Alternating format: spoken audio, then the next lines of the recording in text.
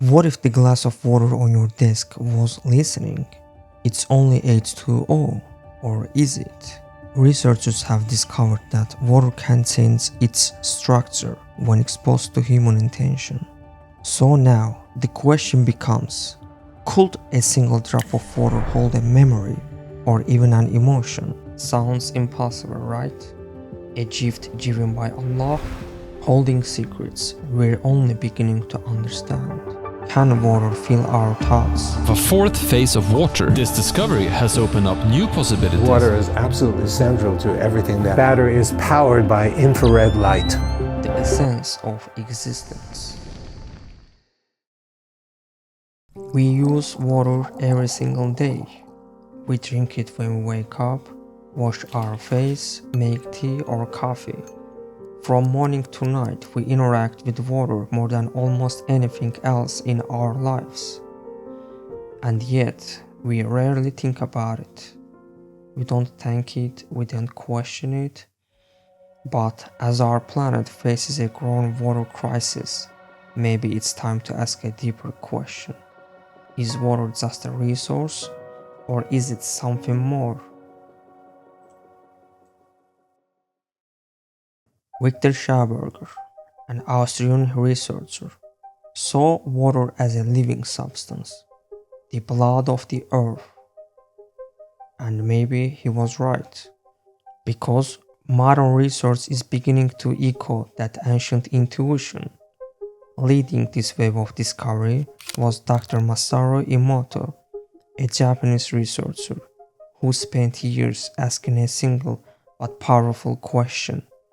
Can water feel our thoughts? He froze the water samples and captured the exact moment it crystallized, catching their mood in a single frame. Dr. Emoto claimed that human thoughts, intentions, and sounds can affect water.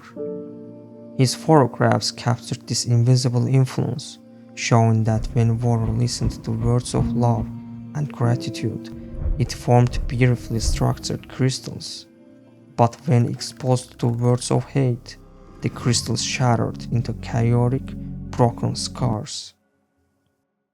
He achieved this through a high-powered microscope and high-speed photography, a process involving magnetic resonance analysis, MRA. He used a specific device invented by Ronald Weinstock that he believed could measure the Hado, a Japanese term for the subtle vibrational energy. After 15 years of studying the hidden structures, he came to one profound conclusion. Water has memory. Not just a simple property, but a mysterious ability to record and respond to the world around it. A discovery celebrated by many and criticized by others. His work remains controversial in the halls of traditional science. But his work leaves us with a question. If water carries memory, then what does that say about us? The human body is made mostly of water. Our brain, our heart, every organ, every single cell. If water can be influenced, then so can we. And that opens up a much deeper mystery, one that challenges what we thought we knew about memory. For decades, we believed memory lived only in the brain. Yet, science has never found a single storage site for a long-term memory. No vault, no hard drive tucked in the brain. But there's a chip layer, a tiny structure near your ear, about the size of your thumbnail, the hippocampus. It acts like a gateway. It converts short-term experiences into long-term memories. It helps you retrieve moments from years ago. But here's the mystery. The hippocampus doesn't store the memories permanently. It only processes and distributes them. So, where do they actually go? This uncertainty led researchers like Dr. Zach Bush to ask something revolutionary. What if memory isn't stored only in the brain, What if it resides in the water, within our muscles and soft tissues, in the delicate layers of fascia that wrap around every organ and fiber? Think about it. If that's true, what happens when an organ is given to someone else? Could the memory itself be passed on? And here's a story you won't forget. About 30 years ago, a man received a heart transplant from a young woman who had died. Just hours after surgery, he began to see flashes of life he never lived, faces he'd never met, names he'd never heard, and a terrible moment, a murder. The images were so clear that he went to the police, and the details he gave them helped solve the mystery of young woman's death. It was as if her memories had traveled with the heart now beating in his chest. Stories like this don't just surprise us, they push us to rethink everything we believe about memory and where it truly resides. But maybe the real question is not where memories are stored, it's what they are truly made of. To find the answer, we may have to look beyond the brain into something far more fundamental, and that path leads us back to water. Not the water you think you know, but something far more stranger. We learned in school that water has three phases: solid, liquid, and vapor. But what if there's a secret fourth phase? Over a century ago, Sir William Hardy, a physical chemist, proposed a strange idea: a fourth phase of water, one that sits between a solid and a liquid with a more ordered gel-like consistency. At the time it was a theory, today it's an experiment. Dr. Gerald Pollack, one of today's leading scientists on water, decided to test Hardy's theory. They placed a gel, the solid, next to ordinary liquid water and sprinkled in tiny particles. They believed these particles would reveal something, and surprisingly, they did. The particles started moving away from the gel water interface, farther and farther, until they stopped, about 1/10 the width of a human hair. That may seem tiny, but for a molecule, that's a huge distance. They found that when water touches a hydrophilic surface, a surface that attracts water, the water molecules next to it don't just drift randomly. They organize, forming a structured, ordered layer. This special layer acts like a filter. It excludes anything that doesn't fit: particles, impurities, even certain molecules. That's why scientists call it the exclusion zone, or EZ for short. This fourth phase is not neutral either. The EZ holds a negative charge, while the water beyond it is positively charged. By placing electrodes in these zones, you essentially create a tiny water battery, and remarkably, that battery can generate enough energy to illuminate a small light bulb.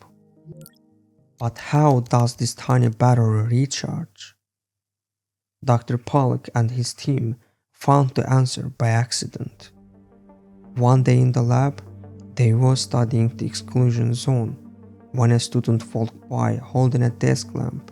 Out of curiosity, the student shone the light on the water sample.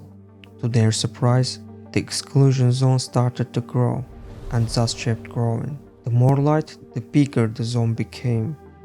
It was like the water was soaking up the light.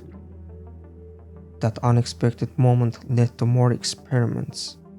They discovered that water doesn't just respond to visible light. It thrives on infrared light too. The invisible warmth we can't see, but that's all around us.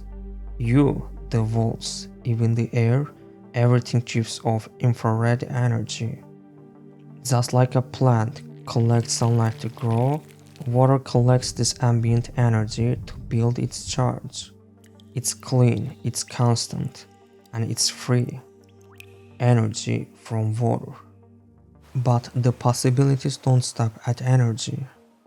Another opportunity scientists are exploring is clean, drinkable water, drawn straight from this hidden fourth phase. Imagine taking ocean water, forming an exclusion zone to pull out the fresh, drinkable water. No salt, no contaminants. Energy and pure water, both hidden inside the substance we thought we knew so well. As I said before, our bodies are mostly made of water, and so is our home, this planet we live on. Do you know why our planet is called the blue marble? It's because when you look at it from space, it appears blue. Because about 70% of its surface is covered by water. The Pacific Ocean alone covers such a vast area. But don't let this view deceive you.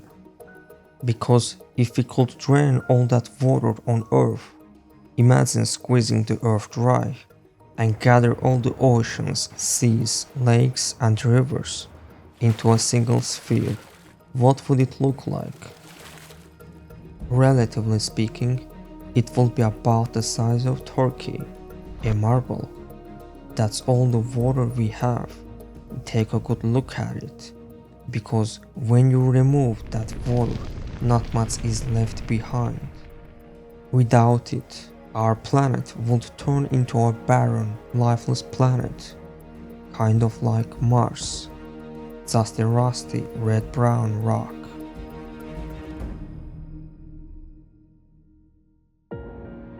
Water is the fundamental ingredient of life.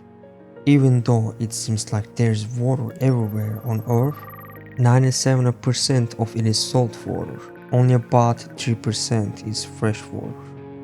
And more than half of that is locked away in places where humans can't easily reach it, like the polar ice caps, the Earth's natural freezers. So, only about 1% of Earth's total water is actually accessible and usable by humans. We need to take incredibly good care of this precious, limited resource. But does that mean the remaining salt water, the oceans and seas, are unimportant? Of course not.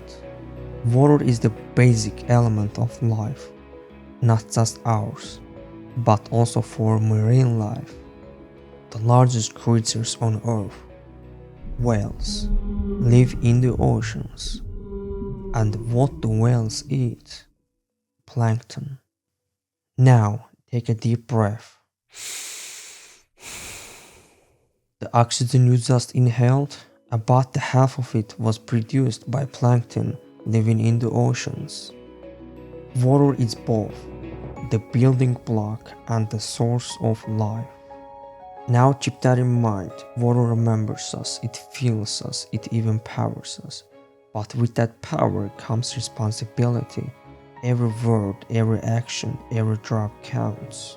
And so, as Prophet Muhammad, peace be upon him, said, do not waste water, even if you are at a flowing river.